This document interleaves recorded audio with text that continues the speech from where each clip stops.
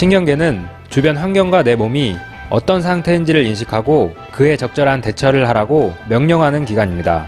뇌와 척수도 이 신경계에 속합니다.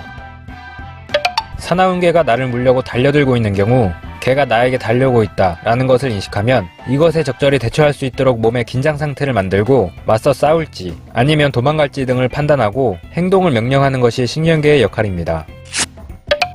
혹은 돌부리에 걸려서 넘어지고 있는 경우 균형을 잃었다 라는 것을 인식하고 몸을 보호하기 위해 팔을 뻗는 것도 신경계의 역할입니다.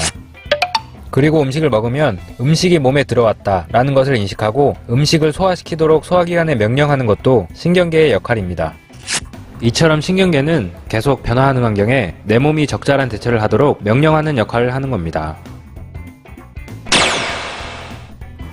신경계는 중추신경계와 말초신경계 두 가지로 나뉩니다. 중추신경은 그림에서 빨간색으로 보이는 뇌와 척수를 말하고 말초신경은 파란색으로 보이는 신경을 말합니다. 이것들은 뇌와 척수에서 뻗어져 나옵니다. 중추신경의 뇌는 생명활동의 중요한 항상성과 움직임을 조절합니다. 그리고 언어, 인지, 감정, 학습 등도 조절하죠. 척수는 크게 두 가지 일을 합니다. 통로 역할과 반사의 역할입니다. 척수는 뇌와 말초신경 중간에서 말초신경에서 정보를 받아 뇌로 보내기도 하고 뇌에서 내린 명령을 말초신경으로 보내기도 합니다.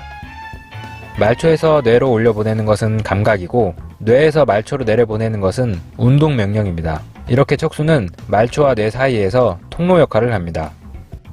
그리고 뾰족한 물건을 밟았을 때 혹은 뜨거운 물건을 만졌을 때처럼 신속하게 움직여야 하는 경우 척수가 뇌 대신에 움직이라고 명령을 내리기도 합니다.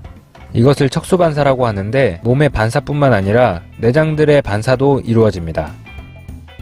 중추신경에서 뻗어져 나오는 신경인 말초신경은 근육이나 내장이 연결되어 있어서 근육이나 내장의 상태를 척수와 뇌에 알려주는 역할을 하거나 뇌나 척수에서 내린 명령을 근육이나 내장까지 전달해주는 역할을 합니다.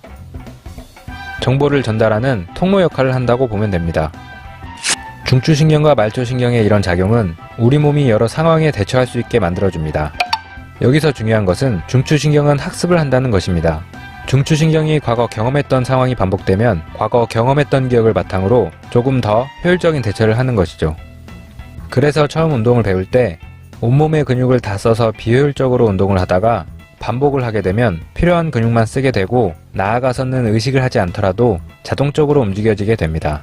그리고 더 나아가서는 몸이 운동을 하기 좋은 상태로 변화하기도 합니다.